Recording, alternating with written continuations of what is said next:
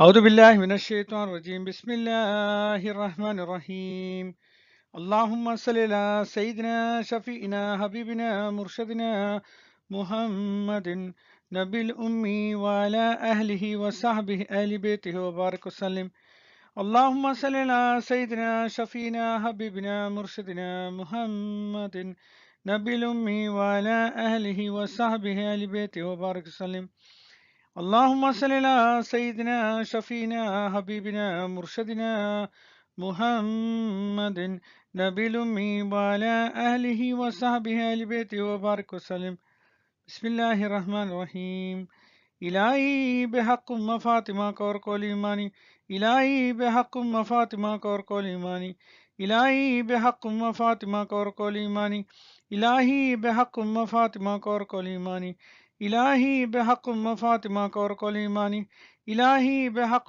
فاطمة كور كل إيماني إلهي بحق فاطمة كور كل إيماني بسم الله الرحمن الرحيم نادي علي مظهر عجائب تجده أو أنلك في النوائب كل هم وغم سينجلي بعظمتك يا الله بنبوتك يا رسول الله صلى الله عليه وسلم بولايتك يا علي يا علي يا علي أدركني في سبيل الله اللهم صل على سيدنا محمد وعلى آله وسيدنا محمد وأجل فرجهم.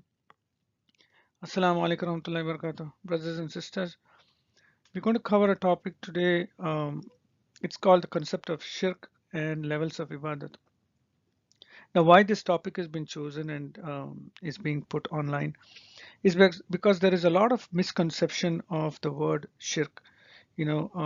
Unfortunately, in today's so-called Islam that we are the general mainstream Islam, because of the influence of different sects which talk about shirk and bid'ah a lot. I don't want to name sects, because the intention here is not to belittle anybody, but to have an open discussion and food for thought. So everybody thinks deeper into these terms and how it relates to my own worship of Allah, because ultimately وَمَا خَلَقْنَا الْجِنَّ وَالْإِنسَ إِلَّا لِيَعْبُدُونَ. The jinn and the mankind has not been created by Allah except to worship Him. So when somebody, some sect accuses another sect of being doing shirk, that is associating partners with Allah, that's a major, sin. We need to understand deeper what actually shirk these words mean, rather than using it in a very loose and irresponsible manner. Okay, so that's the intention here, inshallah. So let's continue. Again, a disclaimer for the seeker here. Again, this knowledge is at the level of marifat, at the level of sufiyat. It is very closely related to the ilm of kutubiyat. The ilm which is being shared here, a major part of it comes from the teaching of Hazrat Muhammad Rahim Baba Mahiuddin from Ghausal Azam Sheikh Abdul Qadir Jilan radiallahu anhu. And again, the intention here is not, in the presentation, is not to belittle anybody. Please understand that this is to open up the mind and the heart and the soul of the seeker to a different kind of dimension. And every person who would listen to this presentation, I'm sure, is pretty intelligent to understand what is right and what is wrong, and nobody needs to babysit anybody in this world, because everybody ultimately will figure out, right? So again, thank you for definitely uh, showing the intention of going through this presentation. Inshallah, from the deep prayers for all the brothers and sisters who are going to listen to this presentation, I hope this benefits you. Okay, so let's get right into the topic here. We're going to go and do a comparison between religion versus spirituality. Now, why I wanted to do this, because Alhamdulillah, because of internet, the mass communication, um, wireless communication, 3G, 4G, 5G coming, and the world getting much closer, and travel increasing. Um, I think we as human species have evolved, much beyond segregated uh, geographical areas as well as segregated religion. Today in any country you can go, you cannot call them, specifically that there are only Muslims in this country or Christians in this country or Hindus in this countries, or no matter what. We are a mixed culture, and in a way it's good. So we as the human race should show the maturity, based on the challenges that we face as a human race, um, to compare religion versus spirituality. So this is a simple slide which was put together so that you know we try to explore what is the difference, and how does it pertain to me. Okay, so the first one we talk about on the left hand side, what is religion? It's a set of belief system and interpretation of scriptures. So whether it is the Psalms of David, or the Old Testament, the New Testament, the Quran, or the Upanishad, the Vedas, all this are the major religions. Whether the Upanishad, Vedas, the which has the Hinduism, the um Buddhism, and Jainism, they all come from the Asian continent, and the monotheistic religion, so-called monotheistic religion. I think that's again a misunderstood term here, because you know even the Upanishads, the Vedas, the concept of Hinduism also talks about monotheism. So again, there is I would say a miscommunication, but there is a misinterpretation that because a lot of Hindus, they do idol worship, so they are labeled as idol worshippers, which is not actually true. So if you read their scriptures, it is very profound. Upanishad and Vedas are very profound. So again, the point is that every religion, whether it's Hinduism, Christianity, Judaism, Buddhism, Jainism, or Islam, it all has a particular set of belief system, and there is some interpretation of scriptures. Okay, that is the boundary where this particular so-called structure is maintained, okay, of the religion. Now, what is spirituality on the other side? It's faith, conviction. So now, what I experience and what I understand, what I absorb, reading the scriptures coupled with spiritual experiences from the unsealed world will develop the faith. So, which means it is not just some teacher or some imam sitting out there and giving you some lectures of Quran or Hadith. In case of Islam, you need to have spiritual experiences to be a more spiritual person, um, not just a blind believer. Okay, so the spiritual experiences actually becomes the backbone of the faith.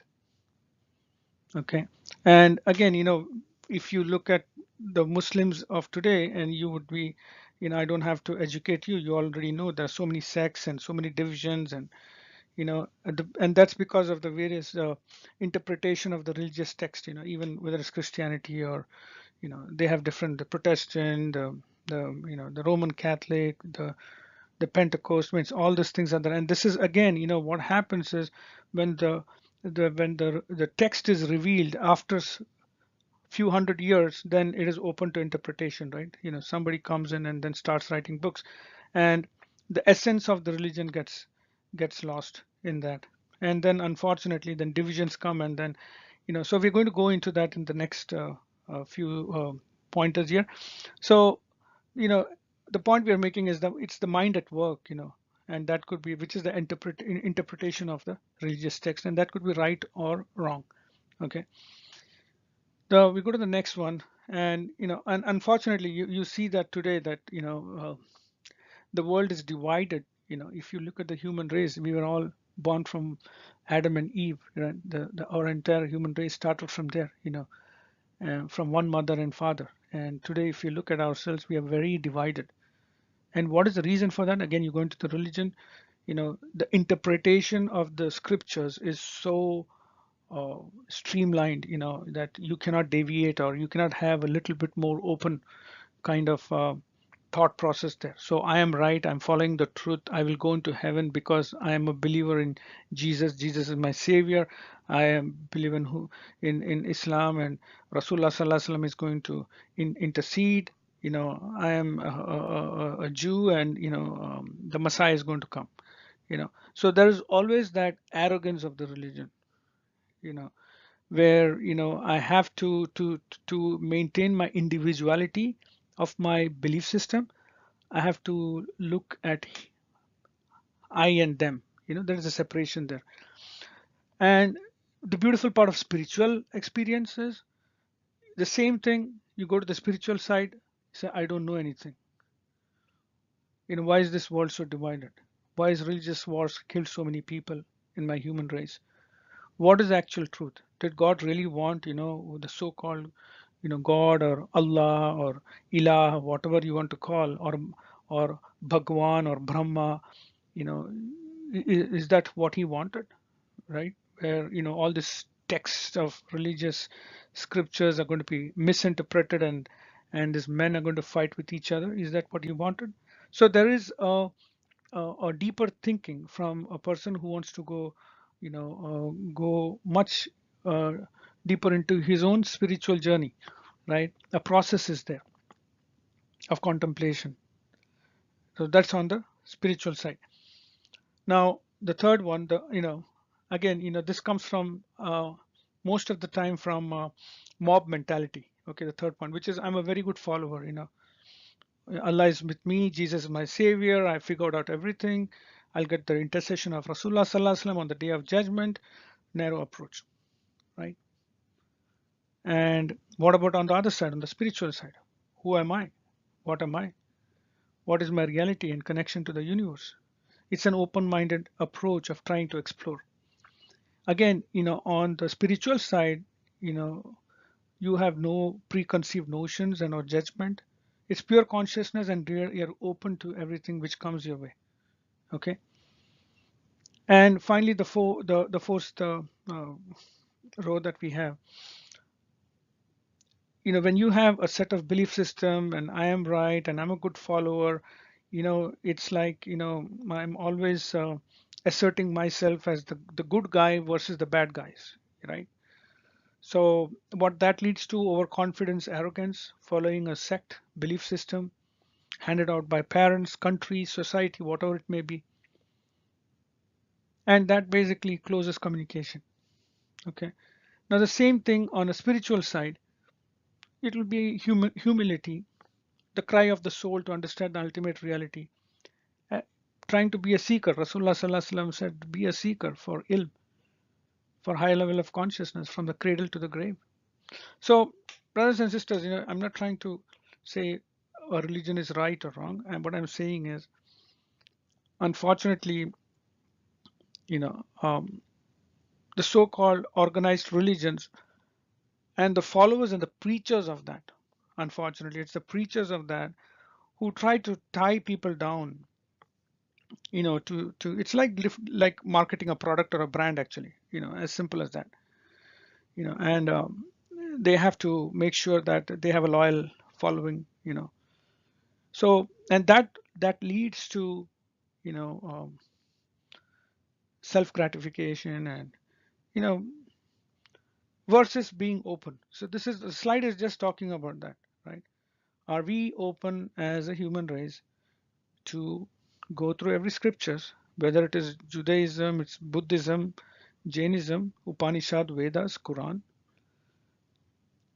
Old Testament, New Testament, and try to understand similarity in these things, and then go deeper into my own journey of trying to understand my own self.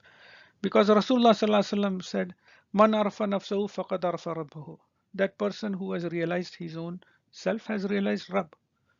So Rasulullah Sallallahu Alaihi Wasallam also said in a hadith that if you have to travel to China for seeking ilm, please go for it.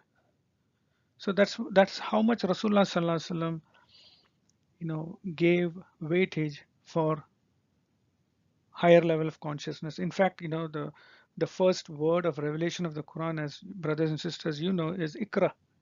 Allah says, read, ikra, read, think, ponder.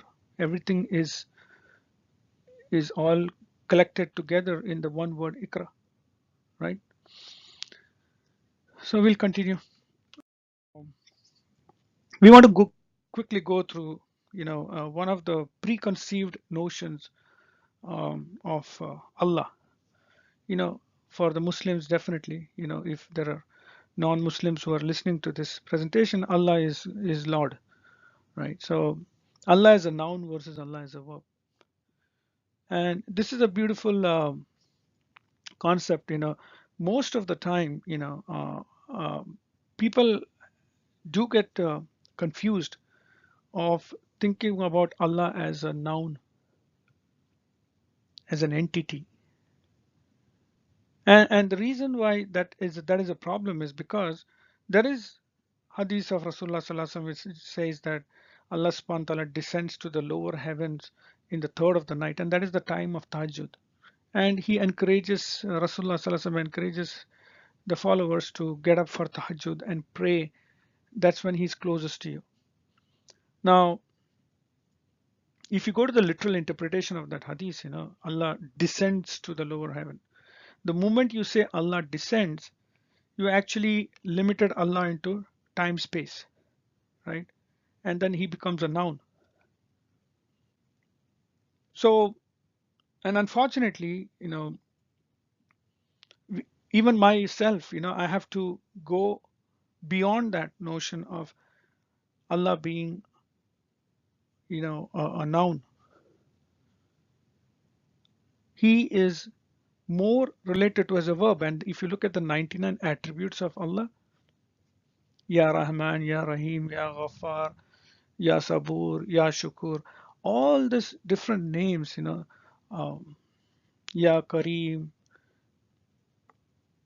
Ya Rabbu, all these different names, they are all actually functions of Allah, the duties that Allah does. So Allah is more known not as a noun, but as a verb of the functions that He does. That's how you get to know Him much better, right?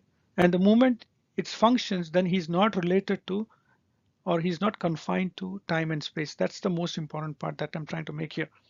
Okay, and we'll continue why this we're looking at this right away, because one of the reasons why we are going through this is deciphering two things. One is the concept of shirk, and the second thing is the level of ibadat. Okay, let's quickly go through the concept of finite and infinity. Just compare this thing. Let's look at time. Time exists during a specific interval, so it's always defined, like from sunrise to sunset there's time, right? Space, again, occupying a particular dimension, like it has a volume, and within the space itself, you could have matter or you couldn't have matter. So again, matter itself will have weight, volume, density. The state could be solid, liquid, or gaseous state, right? So, and every finite object, the material object that you see, is governed by the laws. Hence, all these things, that the time, space, matter, they all have a start and end time, right? Why? Because time, again, related to Earth. For example, Earth is 4 billion years old. Our sun is around 4 billion years old.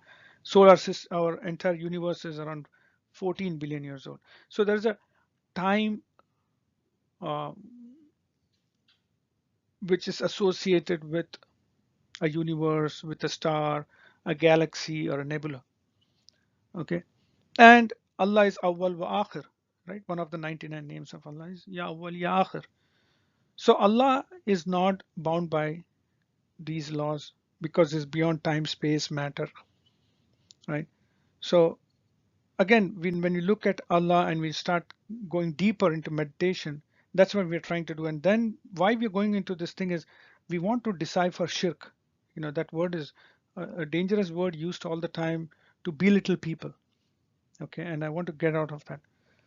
And that's the main crux of the presentation. So we need to go into Allah as a supreme consciousness, universal consciousness. He is not governed by the three laws which are stated above, which is the time, space, and matter. The infinite soul, individual consciousness of a human being merging into the infinite consciousness, which is the ilmul bahr. Inshallah, we'll continue. It's more deeply talked about in the future slides. Let's look at the multiple dimensions, time dimensions um, that we have in the created universe. For example, light is made of the seven colors: violet, indigo, blue, green, yellow, orange, and red. Now, these are the seven dimensions. So if you have a prism, or a kaleidoscope, you can see these seven.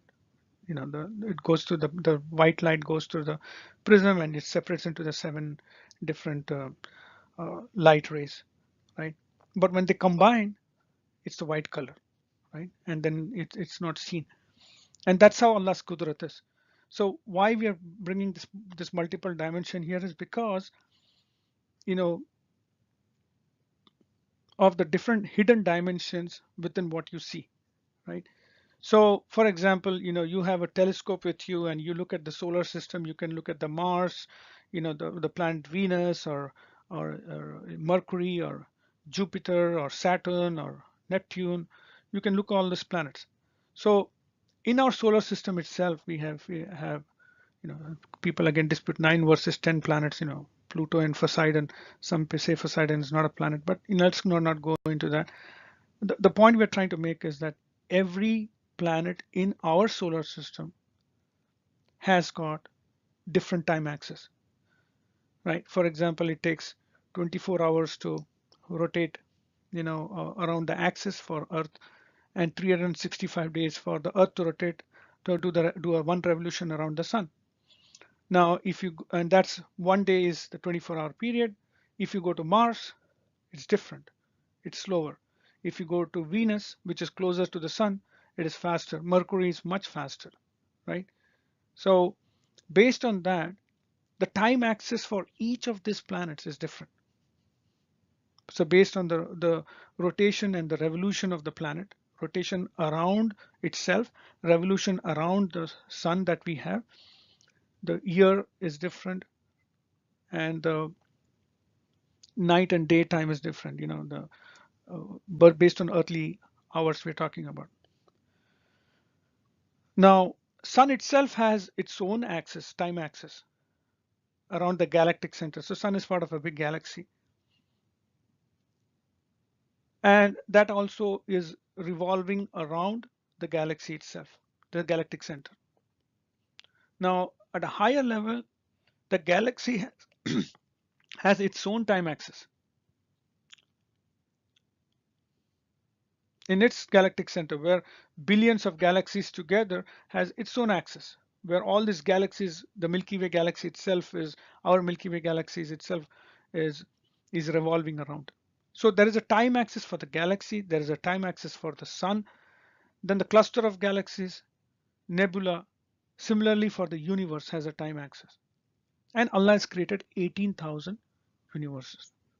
So why we are saying this thing is just to open up our minds that when we say I'm praying to Allah on my musalla, I have to think that I cannot think about Allah descending to the lower heaven, right? Because I can't even imagine, and again, the concept of descending is not what people think is coming down. And we'll talk about that. It's covered in the few slides later. So the point here is again, we are in a multi-time dimensional universe. So based on which planet you are, which galaxy you are, you'll have different experiences, right? So let's keep going. We're going to look at and we covered this in the previous slide, but just to give a little more clarity here. So we have the three-dimensional world we are in, where there's matter and space, right? So if I look around my house or if I'm sitting somewhere outside in a park, 3 dimension, right? Fourth dimension is time. Einstein talked about that. And what is the fifth dimension? Fifth dimension we talk about, right? The one, our galaxy within a cluster of galaxies. So we are the Milky Way galaxies, and the Milky Way galaxy is revolving around the axis of the cluster of galaxies. The higher dimension is the universal dimension, where the entire universe, all the billions of galaxies are revolving around the center of the universe dimension. And on a higher scale, because Allah says Alhamdulillahi Rabbil Alameen, he's not said that, do not say Alhamdulillahi Rabbil Alam. He said Rabbil Alameen. He is the master of, the owner of all the universes. And Hazrat Baba Muhyiddin said it 18,000 universes Allah has created. And so the point that we're trying to make is from the Rabb whom we worship, whom we call Allah, it is improper for us to think as Allah as a noun, as an entity, because we will not be able to connect to Allah as a noun. It will be a incomplete interpretation of connecting to Allah if we do that. And we won't be able to get to the essence of our Rabb if we do that. Okay, and that also, again, all this is tied to, unfortunately, the way shirk is thrown out nowadays. So that's the reason we are bringing out these concepts right here in the front. So finally, the 18,000 universes again has got the center of the universe. It's all these universes are in their own revolution, you know, in the center, and that's the seventh dimension. And if you're really sitting at the center of the axis, think about it. If you're sitting at the center of, if something is rotating and you're sitting right in the center, there is no motion there. It's a timelessness there, and that is Ya Awwal Ya Akhir, no concept of time, right? So, and the science today, science today, Alhamdulillah, has sometimes feel that the scientists are getting more spiritual, or when they don't get answers, at least they're going beyond and going back to religious texts, whether it is the Quran, the Bible, or the Old Testament, or the Upanishad. And science today talks about subatomic level photons, which are at subatomic level. They say that there is a connection between the vibration of the photon, that is, if you take something and you keep on slicing it to the 10 to the minus 33 of a centimeter, then you get to the level of photon. And uh, at that level, they say the photon is just vibrating. There's no mass there. It's just an energy field there. But the scientists are saying this photon has got a direct link with the neighboring photon, and hence to every other photon in the universe. So they say that there is this binding force. And some of these science channels, they call it God particle, and you can read about that, you can try to understand that. So again, from a spiritual point of view, which is good, at least science is saying there's something holding everything together, right? From a spiritual point of view, it is a compassion and it's the mercy of Allah. It's a compassion and the mercy of the Qudrat of Allah, the power of Allah, that everything is being held in place.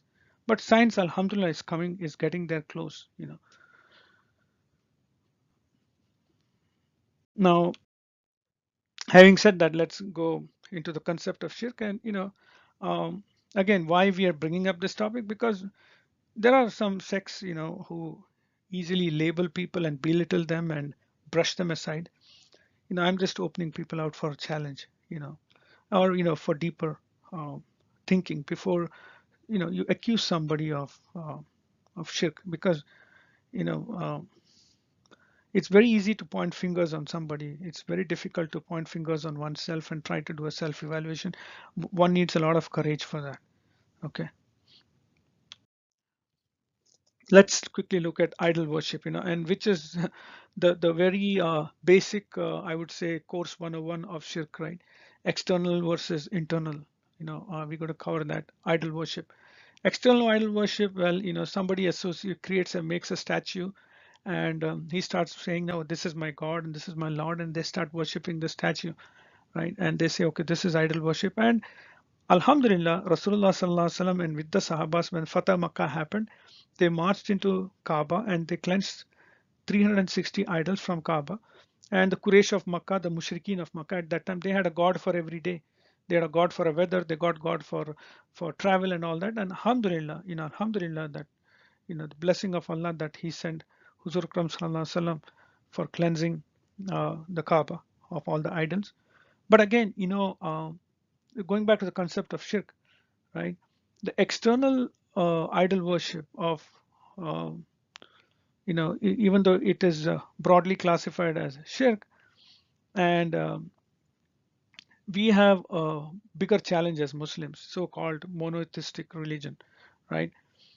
Uh, because when you go deeper into those people who, when you ask them who are doing idol worship today, they say, "Oh, we only use this idol as a point of contemplation or point of meditation.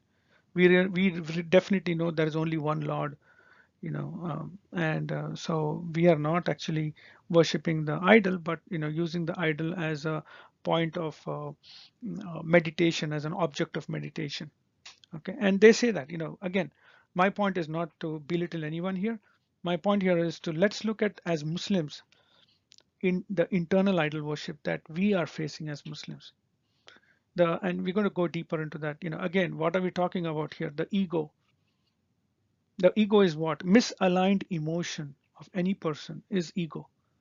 The commanding self, the bad qualities, the idols in my heart, and that also has to be destroyed. And Rasulullah sallallahu alaihi wasallam, in a beautiful hadith, he quoted that the internal shirk or the hidden shirk is much more dangerous than the external shirk, that is associating partners with Allah. And Rasulullah sallallahu alaihi wasallam said it's like a black ant crawling on a black stone in a pitch dark moonless night in the desert sky. So, which means it will be so difficult to spot it. And that's the reason that why this slide has been put together, to discover and to try to understand what is internal shirk versus the more relevant external shirk. I don't want to spend any time with the external shirk because that's very simple. Okay, so let's go to the next slide. Now we're looking at the internal shirk, and again, we go back to oneness of Allah.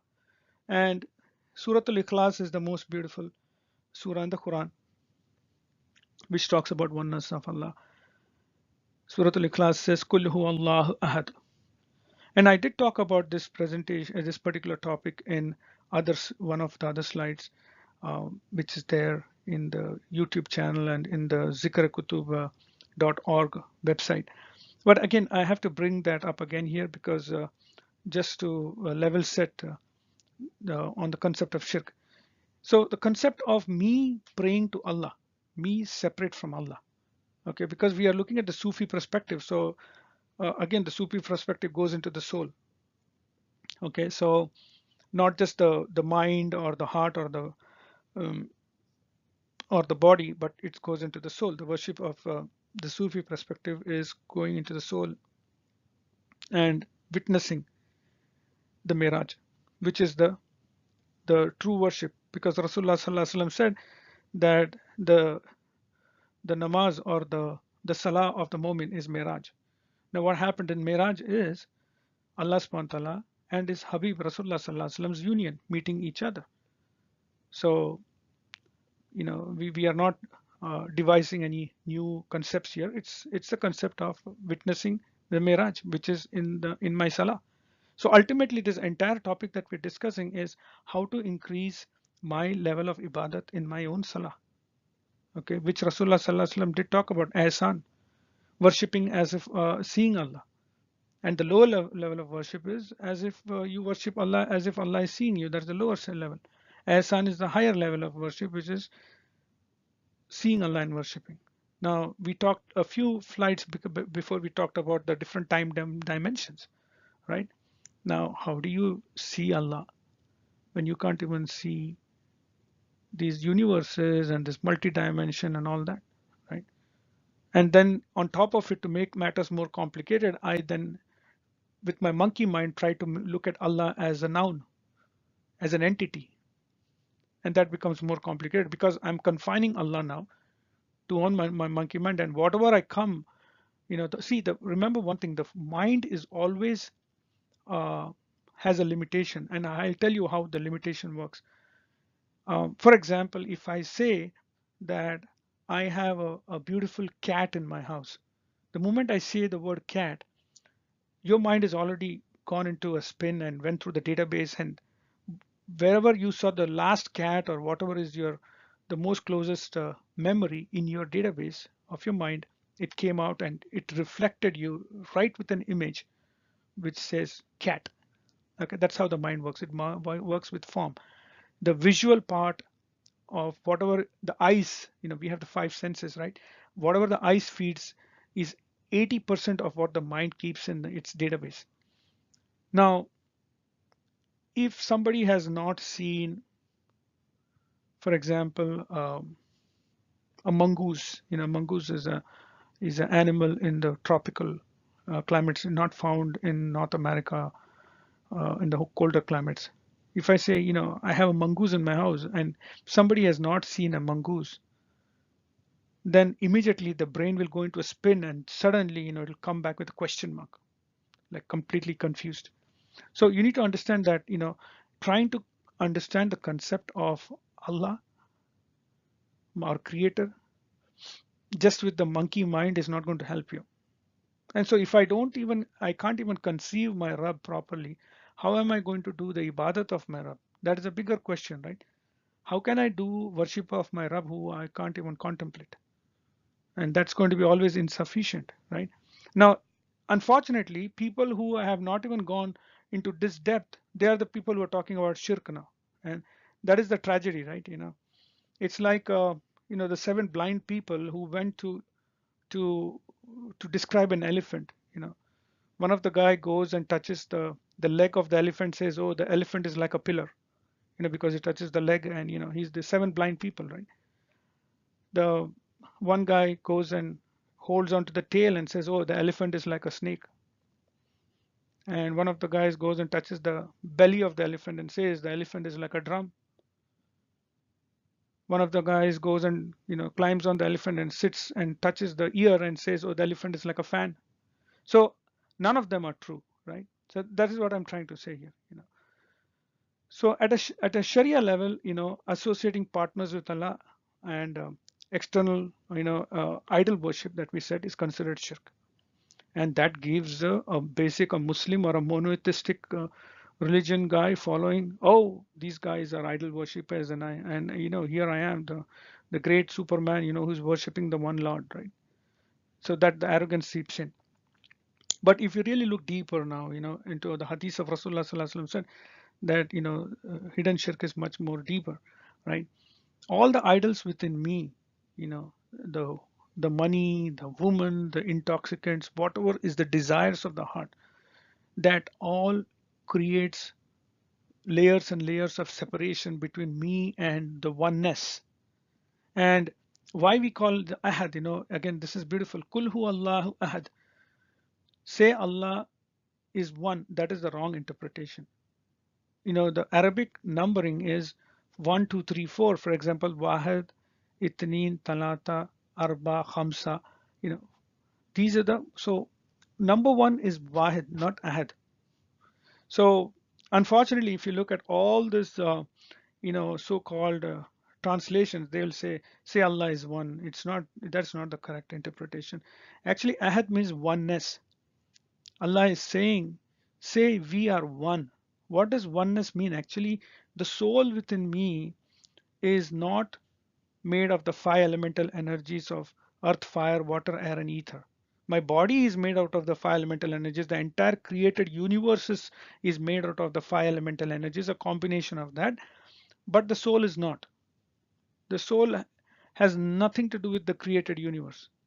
And that is coming from a different dimension, and that's what we talked about, the seven dimensions before, and the higher dimension, the eighth dimension, being the timelessness, and that is the different dimension where where the Rabb exists in the essence form. Okay. So, the moment I say,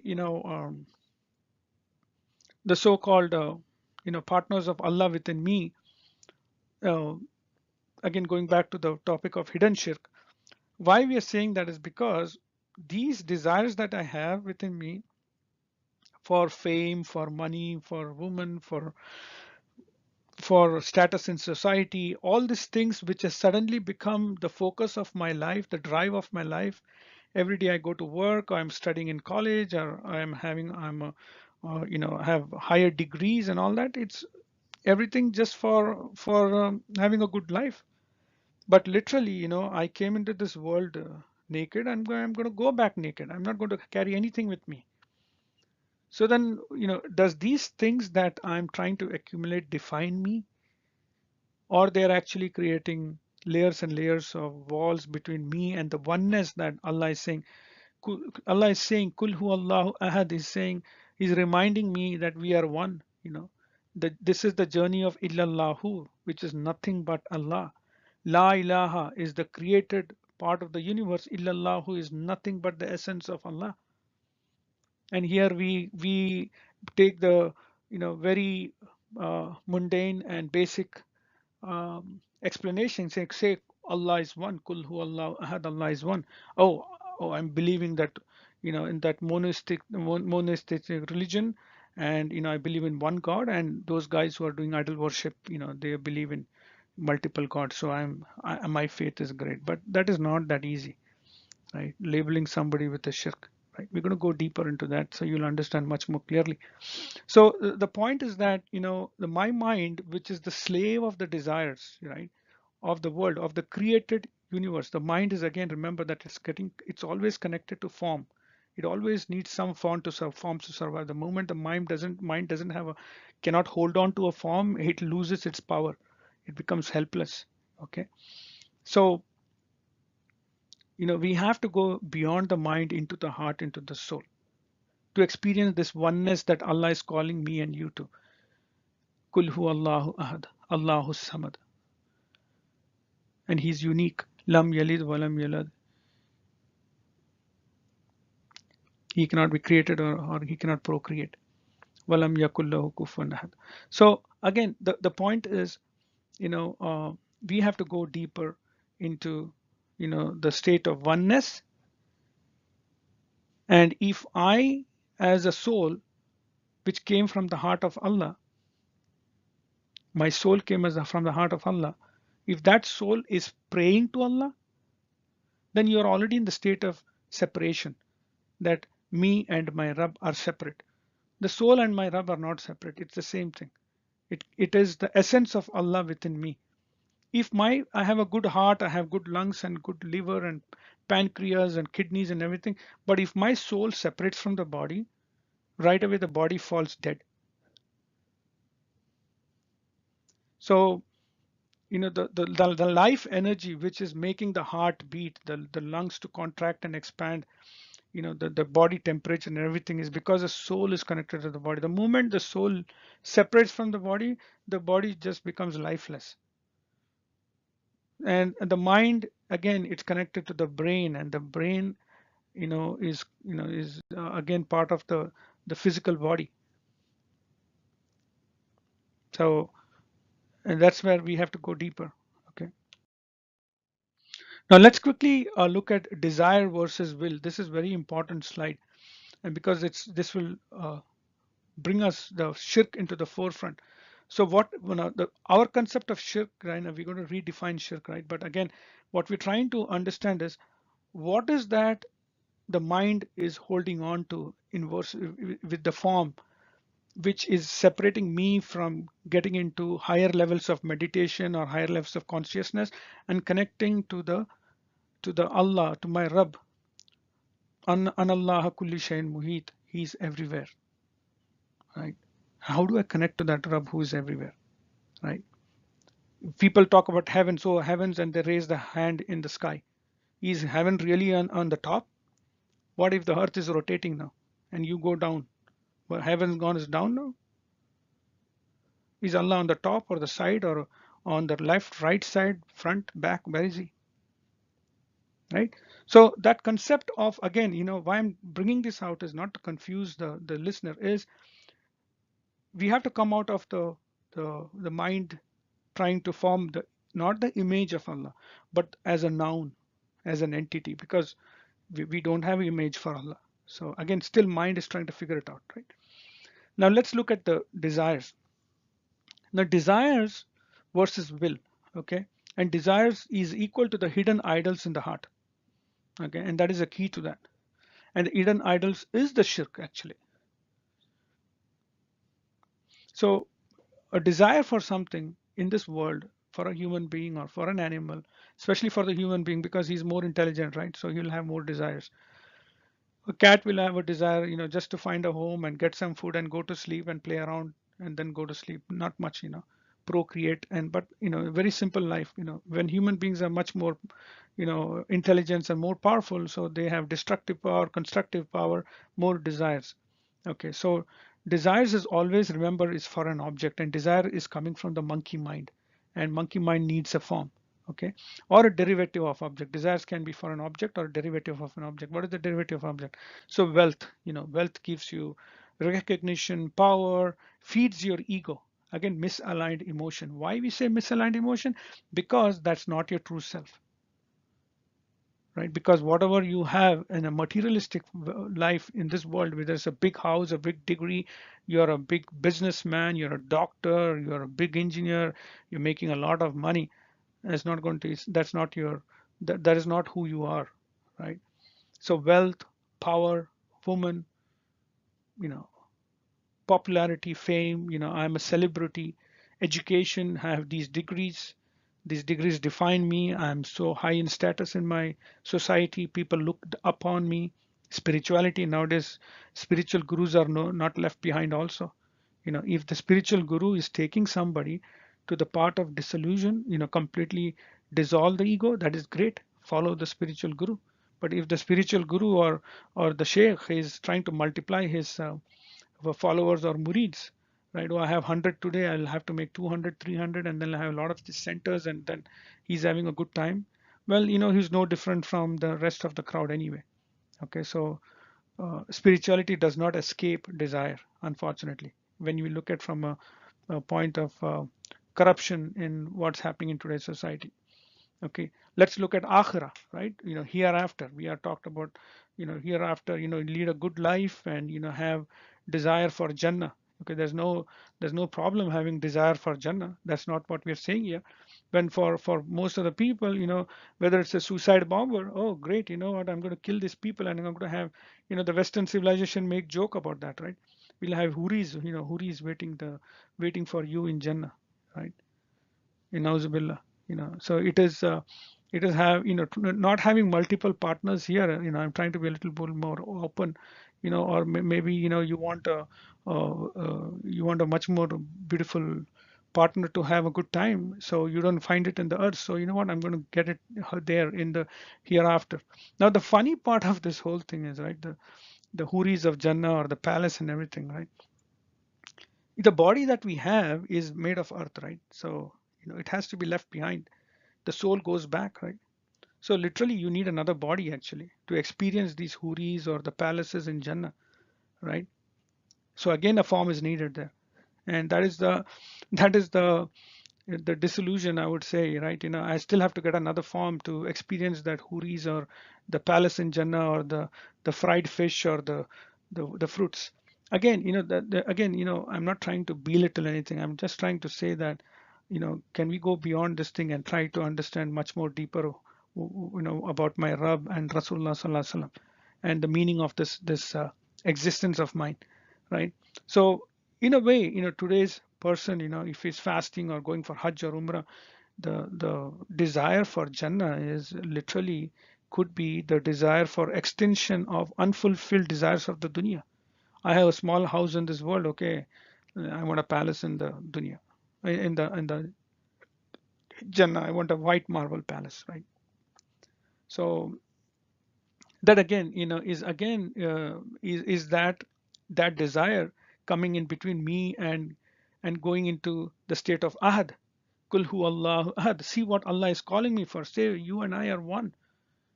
Where I'm asking, I'm saying Ummah Rabitul Adwi, radiallahu anha, mashallah, she was one of the most beautiful mothers who was at such a high spiritual level. She said she was from Basra, and she said, Ya Allah, if I'm going to, worship you for, my worship is for getting into Jannah, for the comforts of the Jannah, please let me not go there into Jannah. And if I'm worshiping you for the fear of hellfire, Yalla, put me in hellfire. That's how beautiful her worship was. That, but if I worship you only for who you are, how I realized you, then Allah accept me into illallahu. That's what Umar Abidullah Dwi, her prayer was. So, again, here we are saying again again, when I'm trying to bring the topic back here, we're talking shirk here, right? So connected to the form and not to the formless. All these things, whether it is, what we discuss here in the dunya, the pleasures of the dunya and the desires of the dunya, or again the desires of Jannah and the huris and the palaces and all those, this again, it's connected to form, not to the formless. Even Jannah is connected to form. So even spiritual quest not aimed to dissolution of self, recognition, fame, Jannah, because I'm following the right path, etc. That I, that is again, I'm worshipping a form. Remember that, brothers and sisters, I'm worshipping a form. So don't simply say a person who is worshipping an idol is doing shirk. When I reflect deeply within myself, if I all have all these desires, which are these forms, which are there kept in my heart, I'm also in the state of shirk. So why should I raise my finger on somebody else? When I point finger on somebody else, remember that, brothers and sisters, three fingers point back on me, right? So my point is that the explanation of shirk is not that as simple as we think. It's much more deeper. And Baba Muhyiddin Hazrat, I want to cover a quick topic he said about a dog versus a cow.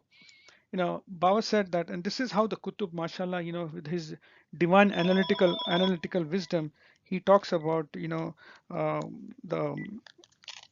how the concept of desire. He gave so beautiful explanation. He said that if you watch a dog, which was a mother and just gave birth to puppies, you'll normally see 6 to 8 puppies there. Okay, and if you see the mother is the feeding the breast milk to the puppies, you will find them, and that there are 6 to 8 of them, and she has got Baba gives this example of having four nipples from where the children are, the puppies are drinking the milk, and there are 4 nipples and there are 6 puppies, right? And they're fighting for that, and they're kicking the mother and they're taking turns, and the mother, poor mother, she has to eat something, she goes to them, and here you go, they're sucking the milk all night. They will keep sucking, then they'll fight because the number of nipples are less than the number of mouths to feed. Versus when you look at a cow, which is a more peaceful animal compared to the dog. A dog barks and it howls and it keeps running around, but a cow, if you see, is very peaceful and very patient animal. It only gives birth to one calf, and that the cow has got four, the udder has got 4 nipples, and the calf is very, easily feeding itself from one of them. And then in 5 minutes, because the amount of milk is so much, mashallah, it 5 minutes it's full, and then he or she leaves his mother alone. So Baba says that this is the dog of desires. Baba keeps saying, the Kutub says, the dog of desires, desires. He says that the dog, if you have a pet dog, even if you give the best food, if you leave the dog outside on the street, it will go and look for fishes, for dirty stuff. That's how the dog is. And Baba compares the dog to the mind, that even though whatever you do with the mind, the moment you let it loose, it goes looking for fishes. And that is what the trinklets of the world, which is the wealth, the power, the popularity, everything. We're not saying that you go and sit and go into the Himalayas or go into a cave and meditate. The point is making, the intention behind going after the dunya? What is the intention? If it is for whatever you're doing, you're going for a job, you got a family to take care. If that all is for the realization of a higher level of consciousness, alhamdulillah, that's a blessed way of life. Have a balance in everything, right? Don't let these misaligned emotions of ego, whether it's my degree or my job or my business, my bank account, or my, whether I'm a white guy versus a black guy or an Asian guy or brown guy, don't let these things define me. And that is the dog of desire. So Baba says that, the Kutub says that these six puppies are the dog of desires which are running behind you all the time. And you are the dog, he says. And these puppies are the desires that you have gave birth to. These desires are the puppies that you have given birth, and they are literally sucking your blood off you. And when are they going to leave you alone? When you die. Just think about it. These puppies are going to be there for the rest of your life because you gave birth to them, and they're going to suck the milk from you.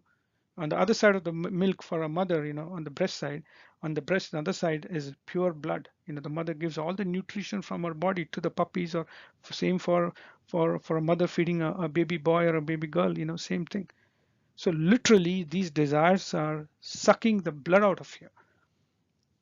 And Baba says, look at the cow, learn from the cow. Look at that animal, how peaceful it is, how patient and how satisfied it is. You give the cow some, grass filled with mud, it's not going to eat it. The dog will eat fishes, but the cow will not. If it's clean hay or clean grass or leaves, it will eat, otherwise it will not. Right? So this is what we are saying here. Now versus will. Now we were comparing desire versus will. What is will or goal? The will is always for a non-materialistic um, venture, you could say. It is not object oriented. For example, these are examples. It is tailored for higher level of consciousness, service to mankind. You could have a doctor, he doesn't want to make money and give the pharmaceutical companies a lot of money. He will go into the village, or he will go into some remote place and help poor people. He wants to live, like Mother Teresa. Mashallah, she was such a beautiful mother. She went into the streets of Calcutta. you know the Roman Catholic Church and everybody, they first went against her because they said, oh, you can't do this, you have to be staying inside in the monastery, or you have to follow the norms. And she said, no, I want to serve the mankind. And she said, how can I face the Lord? How can I go back to Jesus without doing this duty? Right? So there was one businessman, uh, he went to Mother Teresa one time, and he said, he was a very successful entrepreneur and came up very hard and had a hard life, but through education and hard work, he became a pretty rich person. And he met Mother Teresa one time, and it's in his autobiography. He said that I met Mother Teresa, and I went to her and I saw the beautiful love in her eyes, and she went he went up to her, and she held his hand, and he started saying, Mother Teresa, I'm this businessman, I do this, I have such a big business, and I'm a rich guy. He went on. The mother kept on listening, and finally at the end, when he stopped, when he has described all his puppies, right, the dog of desires, all his puppies, he described. Mother looked into his eyes, and he said, uh, that is what you do for a living. What do you do as a service to mankind? And he said, he just melted. His ego just melted at that moment, and he realized that how narrow as an individual he was. And he said that moment with Mother Teresa changed him as a person, and he is doing service to mankind now. So my point is that deeper meaning of life, right? It could be justice. There's justice for mankind. You could be a person fighting for justice, and that could be a bigger goal, right? Or it could be ilm, learning the higher level of consciousness, trying to distribute that ilm, or doing service to mankind, self-discovery. Again, these are unselfish venture. If you really look at these descriptions of the small, there are much more to this list. I'm just trying to make it short. The point I'm trying to make it, this has nothing to do with the materialistic wealth, fame, ego, status in society. This is selfless service to mankind, right? To achieve higher goals in life. And every human being, the soul of the human being, because the soul is connected to the infinite, is connected to Ahad, Kul hu Allahu Ahad, say we are one. Allah has fed that into the soul. Say we are one. Me and Allah is one. The soul of within me and Allah is one. So Allah is infinite and the soul is experience that infinity. Because Allah says Kul hu Allahu Ahad, the soul understands the Ahad. The mind does not understand the Ahad. And that's the reason we have this silly interpretation which says Kul huwa Allahu ahad, say Allah is one. That some monkey mind has wrote that interpretation of the Quran, which is so incomplete, unfortunately. And that ahad trapped in the body, that the soul trapped in the body is always trying to expand out of the body. And after a long time, the person realizes that really the materialistic expansion, whether it is having a lot of wealth or degrees or fame, it's not going to satisfy the soul, and he's going to fall short of it every time. Hopefully before he dies, he has enough time to go through the soul searching and trying to understand the deeper reality of life.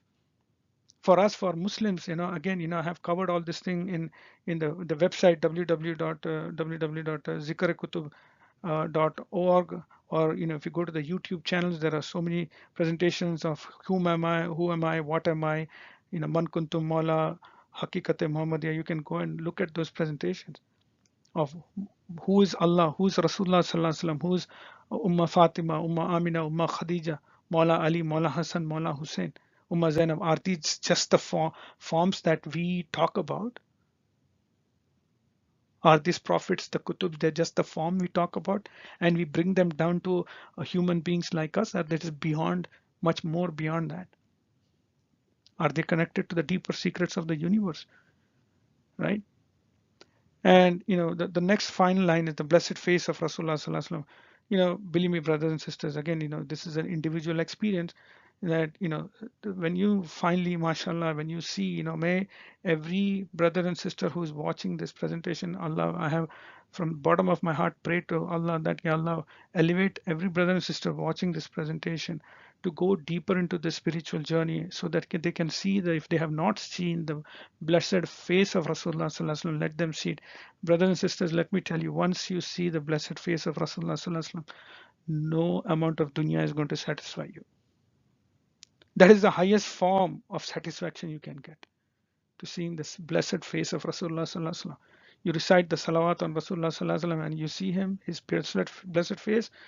No structure in this universe, no wealth, nothing is going to satisfy you. And you will leave the earth plane, the desires, the 6 puppies that Baba Kutub Baba Muhyiddin talks about, which is sucking the blood out of you. They will let you go. They can't hold on to you anymore. Okay. So just a thought which I put in. So again, getting into the journey of illallahu, and quickly we are getting there, and then we'll get to the topic of shirk. Just want to go through this and then ask the question about, what do you think at this point what shirk is actually? Is it as a very simple basic explanation that, somebody doing idol worship is doing shirk, or it's much more than that? Okay, getting into illallahu again.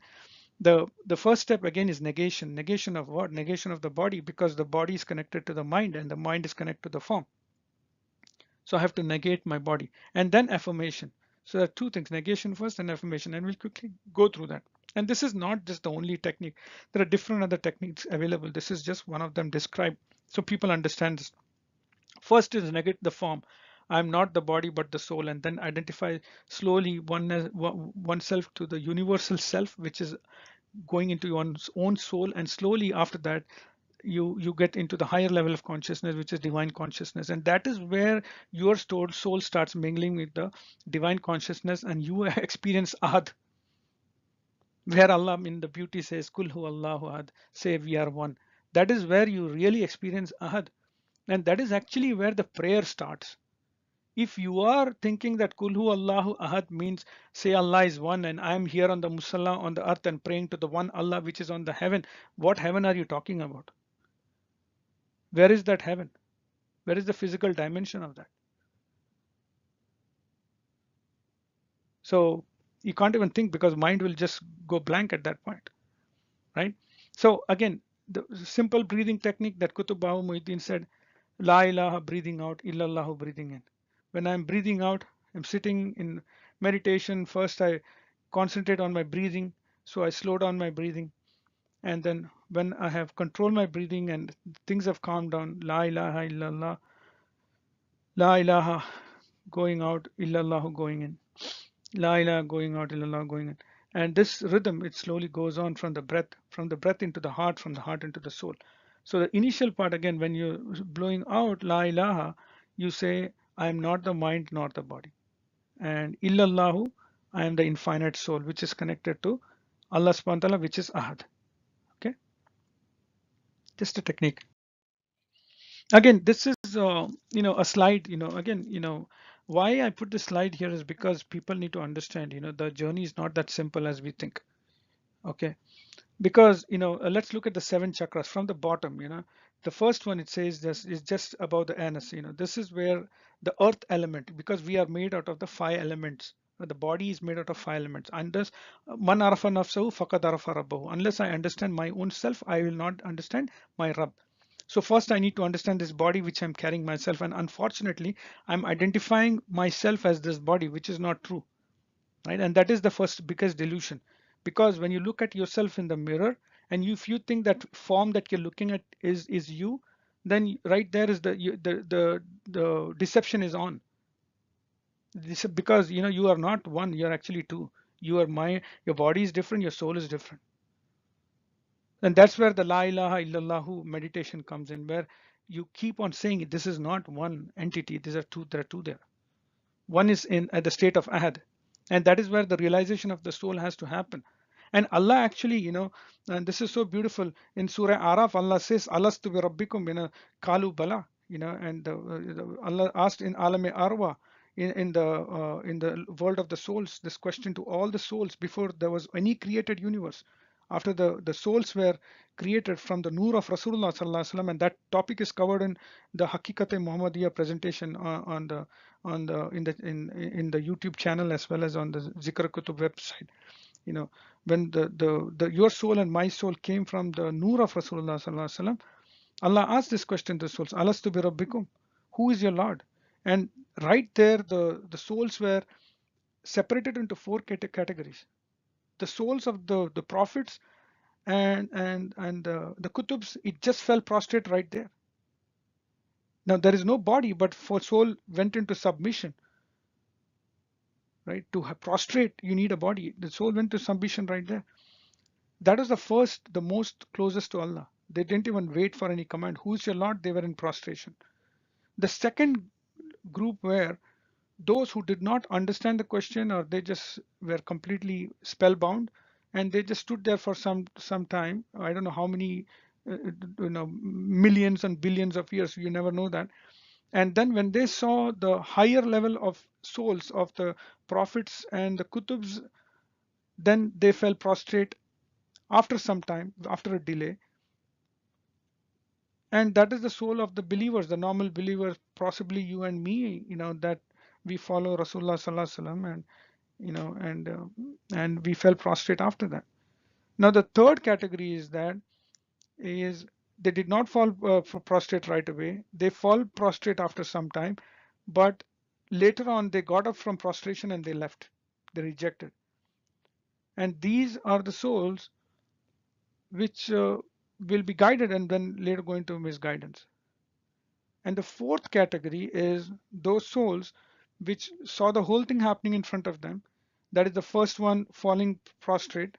The second category going into prostration and staying there. The third category going to prostration after some time, following the prophets or the kutubs, and then later on leaving. The fourth category watched the whole thing and never went into prostration, never went into total surrender. And those are the kafirs who reject. So the point is that I need to understand, right?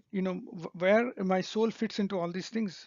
What category does it fit into? Because what the secret of this alastu rabbikum kalu bala is that your soul is going to come and do exactly what it did in alame arwa. It's not going to do anything different. Allah has sent you into this world because this is the world of opposites. Allah has created, kulillahumma malikul mulk tuhitul mulk antasha tanzil mimman tasha tu'izzu man tasha tudhillu man tasha biyadika khair innaka ala kulli shay'in qadir tulijul layl fin nahar tulijul nahar fil layl takhraju hayyan min mayyit takhraju maytan hayy wa tarzuqu man tasha bighayri hisab. So Allah is talking about, I created the day, then the night, the day. I created life, and then I given death. So, and then I give the rizq to whom I will, right? That's what Allah says. That is Surah Al Imran. um, I think it's ayat 26 and 27. So the point what I'm trying to make is, is um, I need to understand my own body. So let's look at quickly the image in front of you, right, which is shown here in the slide. The bottom one, these are energy levels, energy centers in your body. The bottom one is just above the anus, right? Now that is where you have the two holes, which is one for the penis and for the anus. So if you eat food, then you urinate, you drink water, you urinate. And then, the penis is also for the sexual organ, right? And same thing for the woman part of also, right? So the earth is connected for the anus part of it. And then you have the second one on the top, the second energy level, which is there. It is connected to the water element. That is where you have your, the genitals, and the sexual reproduction, right? The sperm and everything, that's all water based, right? Now, for most of the people, now this is where, let me cover the third one, then we'll get to our discussion here. The third one is literally just at the top of the diaphragm. You know, it's where your the rib cage ends, and it is a depression where in the center of the body where the rib cage ends.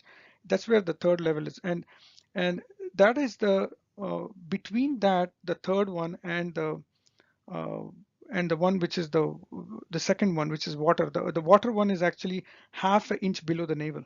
Okay, so between half an inch below the navel, the energy center, and the top of the diaphragm is your stomach, the small intestine, the large intestine. All your digestive system is there. Okay. Now what happens, right? If suppose you're hungry, you're not eaten for 10 hours, 12 hours. Literally, you'll feel hungry. And how does the body uh, tell you that it's hungry? There's a fire in your belly, right? And that's where the third element of fire is there. Okay. Now I want to make a point here. And this is something which we have to, as human beings, as Muslims, especially as Muslims, this presentation is more tailored to Muslims, so is we have to think about, right? The Now, these three lower, each of these energy centers, starting from the anus, then the bottom, just above the anus, the second power energy center is just half an inch below the navel. The third energy center we are at right now is at the center of the rib cage, just above the diaphragm. Now, these three energy centers which are below, most of the human beings, they live their entire life in these three energy levels. And Baba says that, he says in a beautiful song, he says that, most of the human beings, unfortunately, for one span of stomach, they lead their entire life, for good food, good house, good clothes, comfortable life.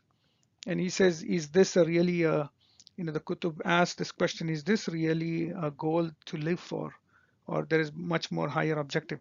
The point I'm trying to make is having good food, filling up your belly, then going for excretion and urination and then procreation. Most of the people on this world will be stuck to these three levels, energy levels. And the above that, I'll just quickly go to the next one. The above that is in the heart region, where it's air. Your lungs are there, the physical heart is there. Love, compassion, and respiration, is there. The next chakra is, or the energy center is in the throat, where you have the Adam's apple for the men. Just below that, that is where the spiritual drive is, and that is where ether is where the magnetic power, because the earth, water, fire, and air that forms the body it also has a magnetic power. Every human being has got a magnetic power, and that is centered on the throat. The next one is below, between the eyebrows. And brothers and sisters, I have covered this thing, this topic of Noor Muhammad Sallallahu Alaihi Wasallam in Hakikat Muhammadiyah. You should go and listen to that presentation. But quickly, to just summarize this slide so that there is some continuity here. When Allah subhanahu wa ta'ala asked Iblis to bow in front of Adam, in Surah Baqarah, he talks about that. Uh, Adam did not, Iblis did not bow in front of Adam. And, the argument was, he's a lifeless body made of earth, and I'm made of fire, smokeless fire, and I'm more superior. But the point is that, Allah actually, this is not actually talked in deep, and it is covered in the Hakikat Muhammadiyah presentation. So brothers, please go there. I can't do justice spending time here. The point is that Allah let the tajalli of Noor Muhammad Sallallahu Alaihi Wasallam, the Noor of Rasulullah Sallallahu Alaihi Wasallam, to fall on Adam alayhi salatu wasalam's forehead at the third eye. And Allah did not ask uh, Iblis to bow in front of the lifeless body of Adam, because doing that is shirk, right? You cannot bow in front of a lifeless body. He asked Iblis to bow in front of the Noor of Rasulullah Sallallahu Alaihi Wasallam, which was imprinted on the forehead of Adam and Adam alayhi salatu wasalam, and Iblis did not do that. And that's the reason Allah says, Inna shaitanu adun mubin, he is your clear enemy. Okay, because he did not bow in front of the Noor of Rasulullah Sallallahu Alaihi Wasallam, which came in the body form. And finally, the top, the seventh one, is on the top of the head, the crown of the head. When you look at a baby who is born, right, just a few days, if you touch the top of the crown of the head, the skull is not connected there. There's a gap there. Slowly it fills up. That is the crown of the head. There are all these openings. There are 9 openings in the body, right? And 2 eyes, two ears, 2 nose, the mouth. There are 7, and then 1 in the anal and 1 the penis opening. That is total 9. And there are 3 hidden openings.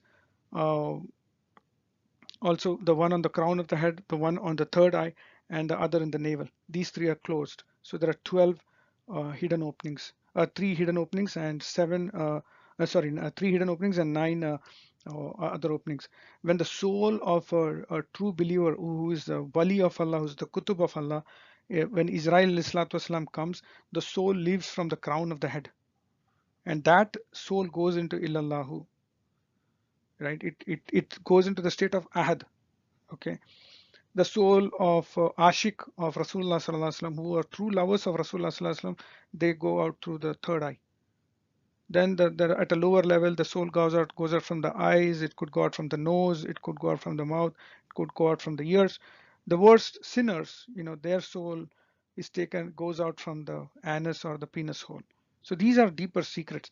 Now, my point I'm trying to make here is what I'm trying to say here is you have to evaluate yourself and say, where do I belong in this particular energy level? Okay, so if I'm going to every day get up in the morning, eat food, have the best of food, and we talk about zabiha, the concept of zabiha, or of halal food, sacrifice. Baba Muhyiddin talks about it, and he tells that during this end of times that we are in, that during the fitna of Dajjal, he says, become a vegetarian. And that explanation is given in the Zabiha presentation. If you look in the same YouTube channel where you find this thing, Zabiha presentation talks about that. What is actual Zabiha, which Rasulullah Sallallahu Alaihi Wasallam had prescribed, and how far the Muslims are from that. So again, my point is that, unless I control my food, right? Now you can say, oh, if, as Muslims, we have this, month of Ramadan where we control food.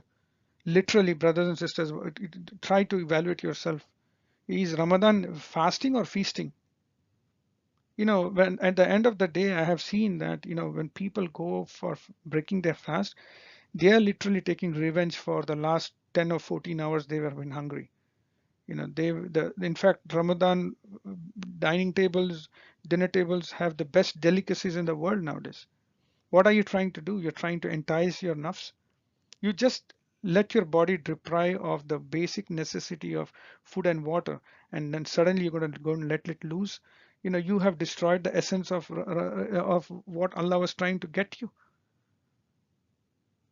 right? The true fasting was of Maula Ali and Fatima Zahra. The first day they fast, and the beggar comes and knocks on the door, or fakir comes, they take the entire food and give to the beggar.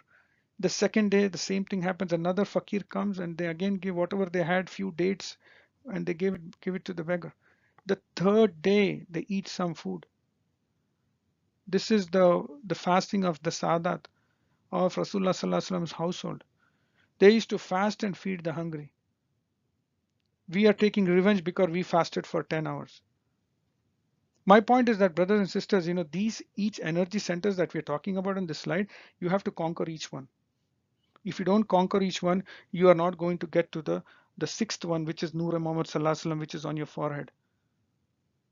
So if my entire life is having a good job, making a good money, procreation, and having good food, well, my energy is concentrated below my diaphragm. Let's be honest about that. And then if I say I want to see the Nur of Rasulullah Sallallahu Alaihi Wasallam, and I want to connect to the soul, and I want to go to Ahad, it's not going to happen. Okay, so let's keep going.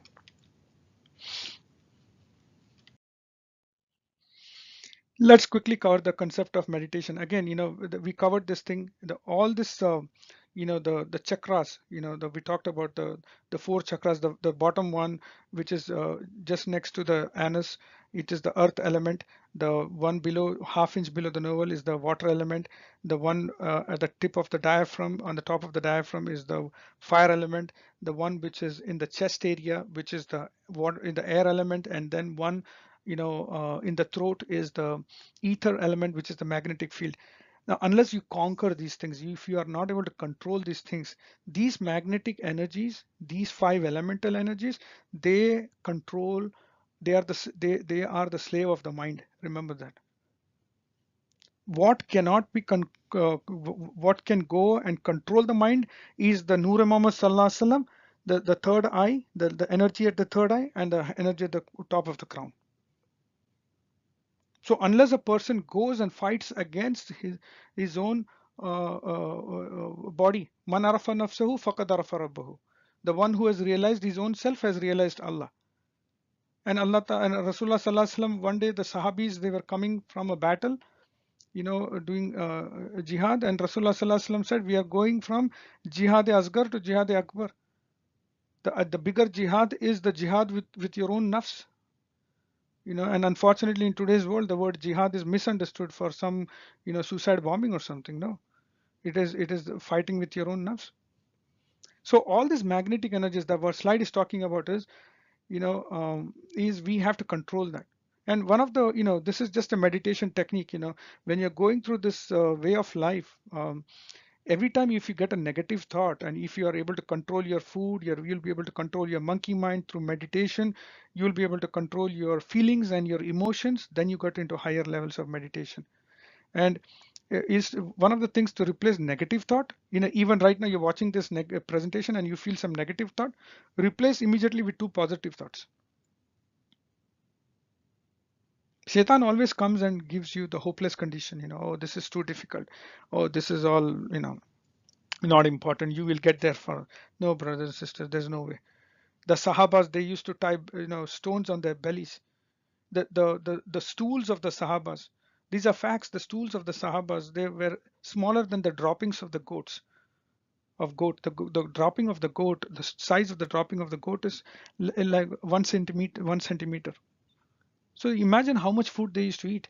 So my point is that if the amount of food they were taking, they had their bellies used to stick to the to be right stick to the spinal cord. And today we see the Muslims of today with big huge obese bellies, overweight people.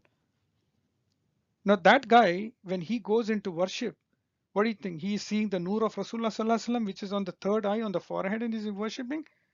And you ask him the definition of shirk, that guy with the big belly is going to talk about shirk, think, oh, that's idol worship. And unfortunately, I'll get there towards the end of the presentation. Oh, you're going to graves. You're going to do grave worship. That is idol worship. That's shirk and biddah. What are you talking about? We're talking about connecting to the soul.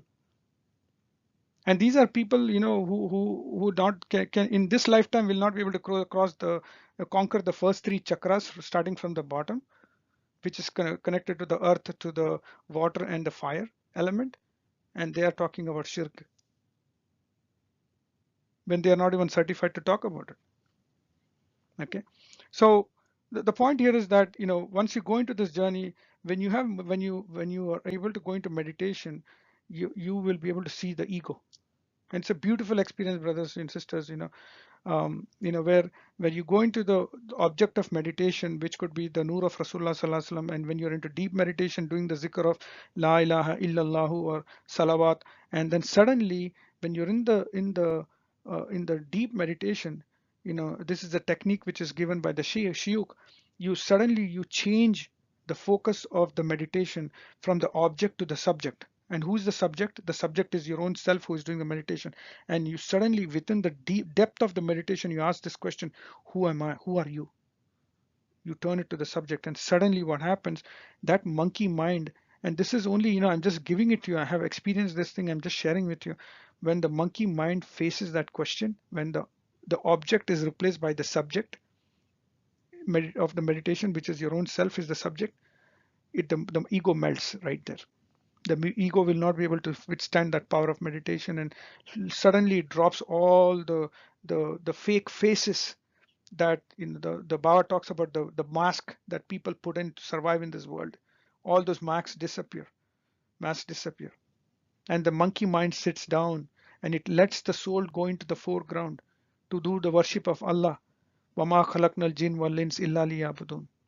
All the maya and illusion, everything dissolve when you turn the meditation to the subject. What remains is illahu, timelessness. We talked about the 7 dimensions before, remember? And this is beautiful. It says qalbul mu'min arshullah. The qalb of mu'min becomes the arsh of Allah. Now you think about, Allahu la ilaha illahu al-hayyul qayyum la ta'khudhu sinatun wa la nawm lahu ma fis samawati ma fil ard man zal ladhi yashfa'u indahu illa bi'izni ya'lamu ma bayna aydihim wa ma khalfahum wa la yuhituna bi shay'in min illa bima sha'a wasi'a kursiyyuhu samawati wal ard wa la yahutuhu hifzuhuma wa huwa al-azim. This is Ayatul Kursi. When the qalb of moment becomes Arshullah, the qalb never sleeps. It's always aware, and it's never tiring, because the qalb, the soul, has become one with Allah. And this is a worship of the soul, which is eternal, which is so beautiful. And again, this is the seeing the light of Rasulullah Sallallahu Alaihi Wasallam from the third eye. Again, understanding my reality. I crush my ego, tazkiyatul nafs, right? Where you literally deprive your nafs. Will versus desire. We talked about it. Initial meditation technique, is you breathe in and breathe out, and you concentrate on the breathing. Why? Because as soon as the soul was put into your body in your mother's womb, when it was 4 months and 10 days, that's it. The the uh, the body, it got life there. Till then it was just you could say a mass of flesh which was growing. The moment the 4 days and 10 for 4 months and 10 days into conception, your soul was put into that piece of flesh. Now the breathing function, everything starts after that. Okay, formation of the face and everything goes on after that. Object of meditation, and we just talked about that. Object of meditation, you turn it towards inside to the subject of meditation, and the ego just disappears. When you see the nur of Rasulullah Sallallahu Alaihi Wasallam, first you have to see the light of your own soul within your own self in the third eye. Then you see the nur of Rasulullah Sallallahu Alaihi Wasallam. As soon as you see the nur of Rasulullah Sallallahu Alaihi Wasallam, brothers and sisters, the 5 senses just get subdued, because the nur is so effulgent. The 5 senses, whatever this eyes has seen in this world, whatever the ears have heard, whatever the fragrance, you'll feel the fragrance, you'll smell the fragrance of coming from a different realm. Because the ears have a spiritual ear, the eyes have spiritual eyes, the nose has spiritual nose. Every sense has got its own spiritual element there, and it's connected to the light body. And again, so when we started talking about the meditation, we said that as soon as you calm down your thought, into breathing, you concentrate on the breathing, that the 10,000 thoughts which were bombarding your mind, that goes down to one thought. I'm breathing in, breathing out, breathing in, breathing out. So 2 thoughts is better than 10,000 thoughts. The mind sits down. The next thing we said is the moment you are able to bring your energy level to the third eye, then automatically you start seeing the nur of Rasulullah sallallahu alaihi wasallam. At that time, all the feelings subside. Now, feelings doesn't mean positive feelings. I'm talking about negative feelings. They subside because the nur of Rasulullah sallallahu alaihi wasallam is bliss for the believer, for the moment. All the negative emotions shut down, and that is the where you have the sixth energy point, which is the between the eyebrows, and then you are taken to the higher journey of fanafi Allah, which is illallahu. So again, we are going to cover the levels of worship. The most of the people at the level of Sharia, we have Sharia, Tariqat, Hakikat, Marifat, and Sufiyat. At the level of Sharia, you're praying, doing the prayers.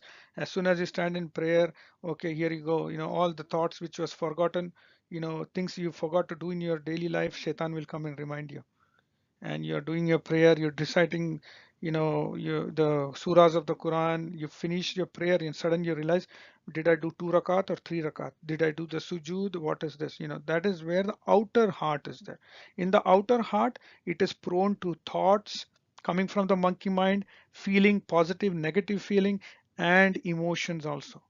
All of them combined together is the worship which you have no name. And most of the time, I find people in that category who are connected to the outer heart of worship, they are very, very fast in talking about shirk and bid'ah. Because the ignorant people have a lot of finger pointing to do. Those people, there's always a saying in the Western civilization that empty vessels make a lot of noise. And unfortunately, this most of the people who are at the outer level of worship, whose worship is mingled with their thoughts, 10,000 thoughts, their positive, negative feelings, emotions, and they go into the prayer, they come out of the prayer, before the prayer, after the prayer, everything is the same. From the outer heart, few of the people, of the worshippers, they go into the inner heart. Now, look at that, in the slide. In the inner heart, you have dropped the thoughts. You still have feeling and emotions because it's still ingrained within you, but the thoughts have literally subsided.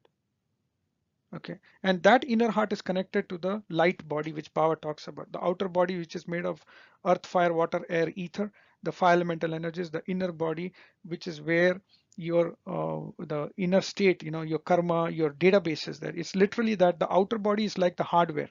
Think about the whole thing as a computer. The outer body, with the uh, flesh and the muscles and the bones is the hardware. The inner body, which is called as the light body, is the software. It is the operating system that governs your tendencies, your subconscious mind is connected there. The inner light body. And finally, the soul body. There's a soul body which is just pure light. This is the third one, and that's connected to illallahu. And that is what Allah says, Kul hu Allahu ahad. Say we are one. So what is Allah actually saying by telling you Kul hu Allahu ahad? Saying that, O seeker, you have to let go the outer heart, you have to let go the inner heart. Outer heart, which is connected to thought, feeling, and emotion, inner heart, which is connected to feeling and emotion, and finally you get into the innermost heart, which is the sir, which is a secret. Allah Ta'ala says, man is my secret and I am man's secret. That is the sir. In that state, the abd is in sujood, the soul is in sujood, because alastu bi rabbikum, Surah Araf, who is your Lord? Kalu Bala, soul is in prostration. When you reach there in the inner heart, the soul will be in sujud. And when you get there at that point, and Baba talks about it so beautifully, all the 124,000 prophets and the walis and the kutubs of Allah is praying behind Rasulullah sallallahu alaihi wasallam there, and you join that congregation and you do all the prayer in that place where no thought, no feeling, no emotion can enter from the earthly realm.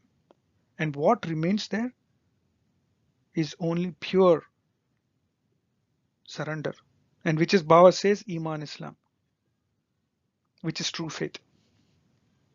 Again, just to complete, outer heart influenced by the surrounding conditions, the earthly conditions you are in, your society, your likes, your desires, your six puppies, right? Remember, you are the mother dog feeding the six puppies.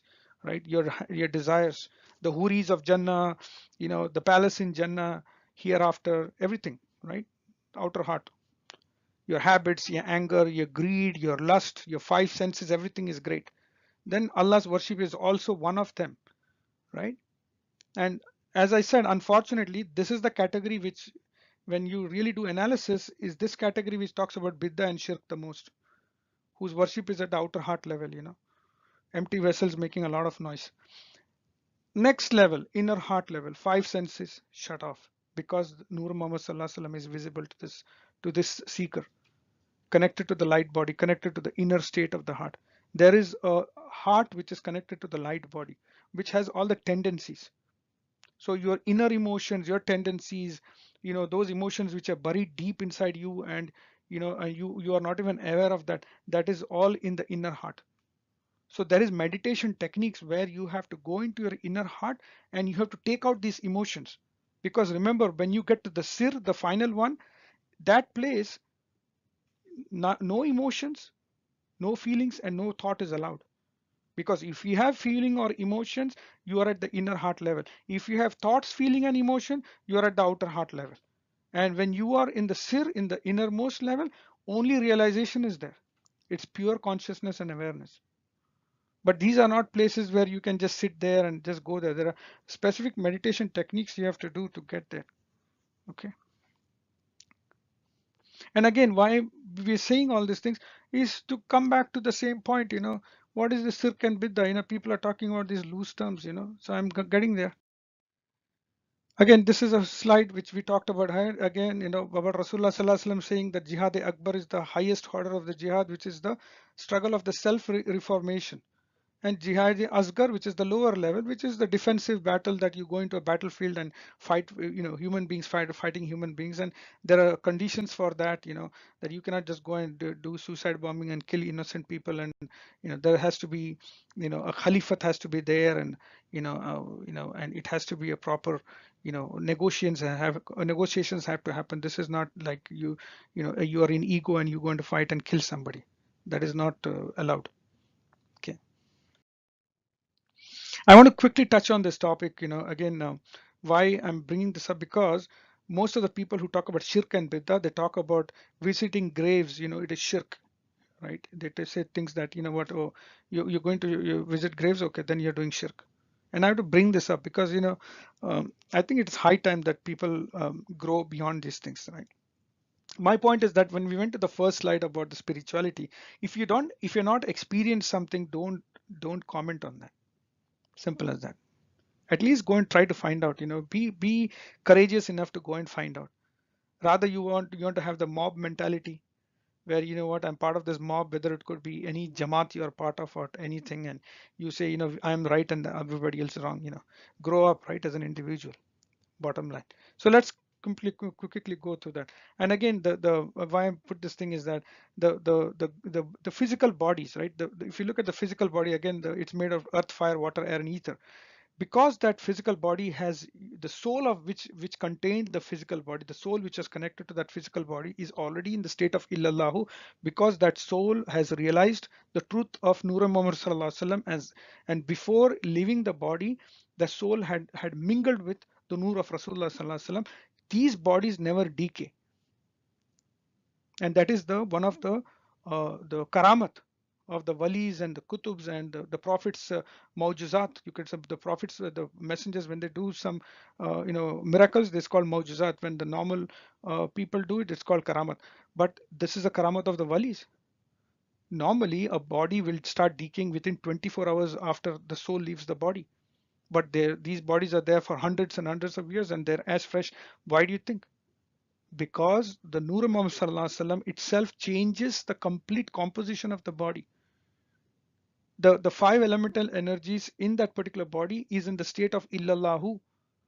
It is no more covered by governed by the laws of the physical laws of this universe, which we talked about in the earlier slides, where we talked about time and space and everything. And hence it doesn't decay. The Mother Earth preserves those bodies, right?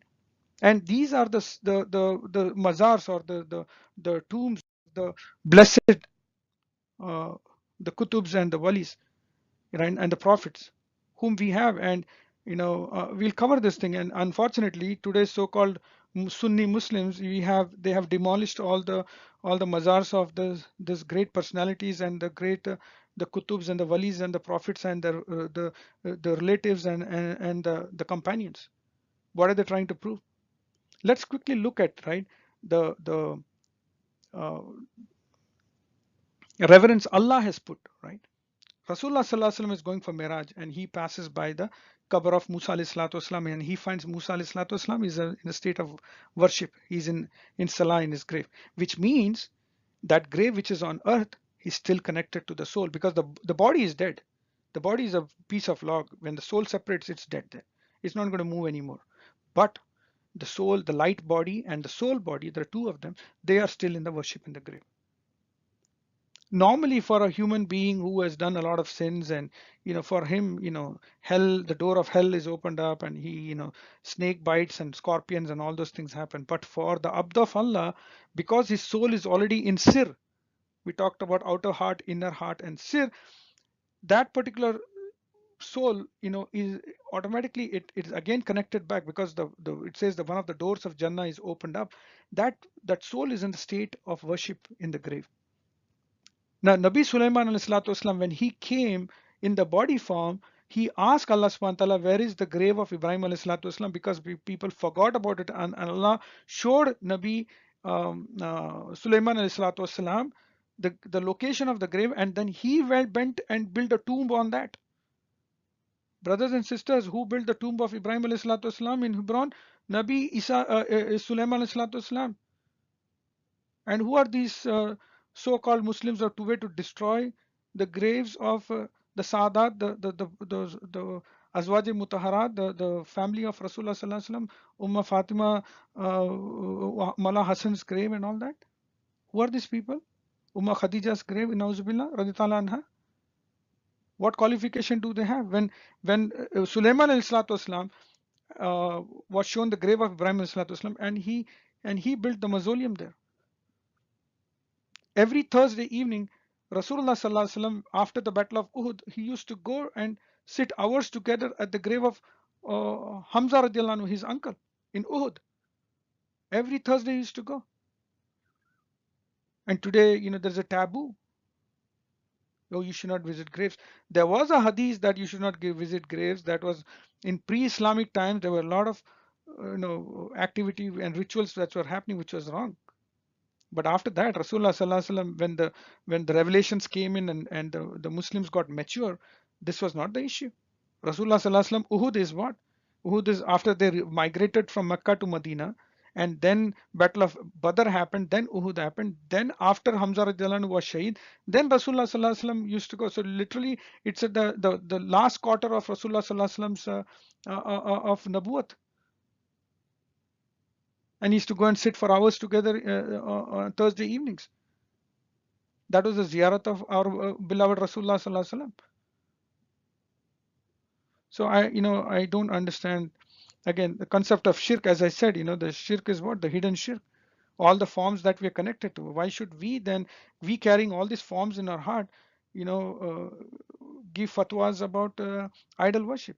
We are also doing, shirk. At least agree to that. With all the forms within our own self, which we are slave to. This is the Arlington Cemetery, right? This is United States now. Those people, the soldiers who died and fought, in this country here, it reveres the heroes, right? For whatever battle, and I'm not trying to justify battles here. I'm saying look at the respect they give to the fallen soldier, right? And what is that? This is the backbone of the civilization. The silent reflection of the identity of the self, honoring the dead. Okay, great. So now what? Today's scenario of the so-called Sunni Muslims of Najd, right, from Saudi Arabia, desecrating the graves of the relatives and the Sahabas of Rasulullah Sallallahu Alaihi Wasallam. They're all these graves are in the state of illalahu. Their bodies are not decayed. Until 1925, 100 years before, approximately 95 years now, approximately 93 years, The Uthmania Khilafat, which survived for 800 years, it did not consider the shirk or bidat. There were tombs, and people used to go sit there, contemplate, connect to those souls. And I'll tell you what these souls give. I know most of the people may know about it, but again, this is a general presentation. Let's look at Jannatul Baqi before destruction. The right hand side on the top of this, the photograph, the old photograph. This is, the tombs of of Rasulullah Sallallahu Alaihi Wasallam's the grandchildren, his brothers. Fatima Zahra, they say, she's buried there also. But there are two different riwayats. I don't want to go into the detail of. Again, look at this Jannatul Baqi before destruction. This is Jannatul Mualla, the one in the center, the big tomb. This is the tombs of Ummah Khadija Kubra, our mother's beautiful mausoleum.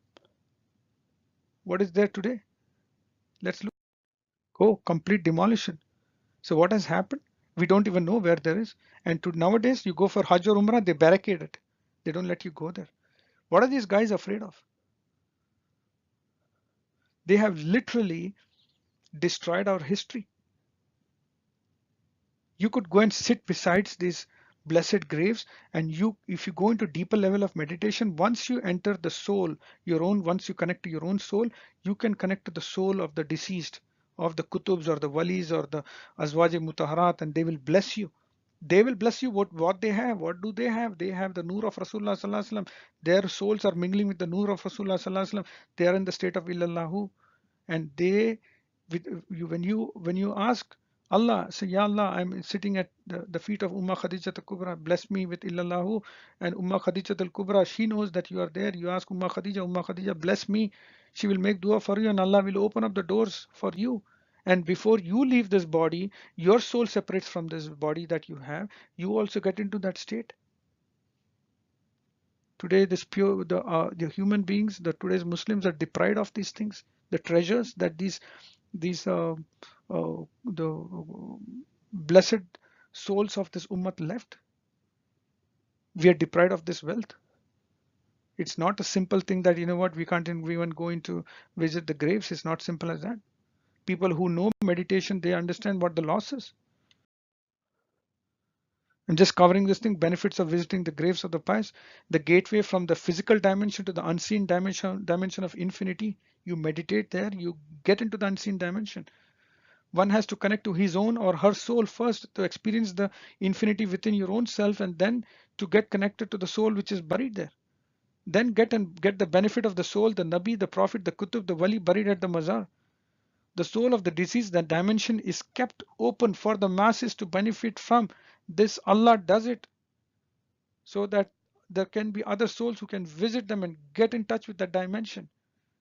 They are in the state of ahad, oneness. Kul hu Allahu ahad. So my soul can experience that oneness to which the kutub and the wali is experiencing.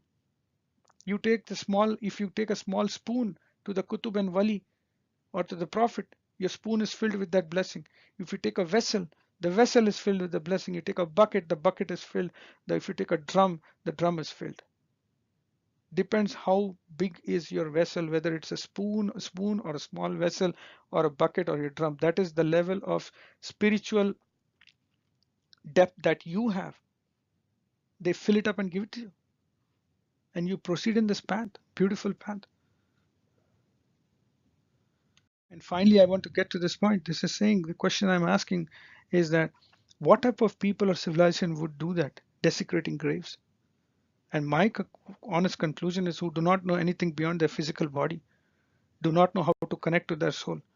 They are connected to the outer form of worship. The close access to the masses, to the dimension of going deeper by connecting to the souls into illallahu, we are deprived of that. And what is the ethics and the moral reason to justify this act of desecrating the graves? Well, I said, I think the first slide, desire of my religion, my sect, my ideology, strategy of being not inclusive but exclusive, narrow-minded approach. And I would say that if your worship is at the outer level, well, when you're not trying to go into the inner dimension, inner level, or into the sir, then you don't even want to consider that. If you don't get that, that's fine, but at least you're trying. You can't don't people don't consider that when they as far as I'm concerned, I think mentally retarded. I don't have time in my life to waste for them, right? So at the end of this presentation, brothers and sisters, I want thank everybody who took patience to listen to this. My question is that you define shirk, you define the journey, the outer heart, the inner heart, and the sir, and you define whether going to these graves. If somebody has not experienced what you get there, why are you making a comment? That's my question.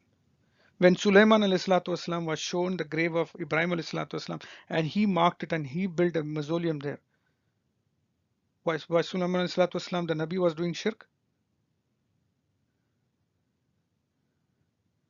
So this is all silly things, right? So and finally, the blessed grave of my Sheikh Baba Muhyiddin radiallahu anhu in Coatesville, Pennsylvania. Brothers and sisters, thank you for listening to this presentation, and hope it benefits you. Please make dua for me and for all the Muslim brothers and sisters that they benefit out of this. Fatiha for Hazrat Baba Muhyiddin, for Rasulullah Sallallahu Alaihi Wasallam, for Umma Amina, Abba Abdullah, Umma Khadija, Umma Fatima, Maula Ali, Maula Hassan, Maula Hussein, Umma Zainab. A'udhu billahi minash shaitan rajim. Bismillahir Rahmanir Rahim. Alhamdulillahi Rabbil Alameen. Ar-Rahmanir Rahim. Maliki Yawmiddin. إياك نعبد وإياك نستعين اهدنا الصراط المستقيم صراط الذين أنعمت عليهم غير المغضوب عليهم ولا الضالين آمين. السلام عليكم ورحمة الله وبركاته.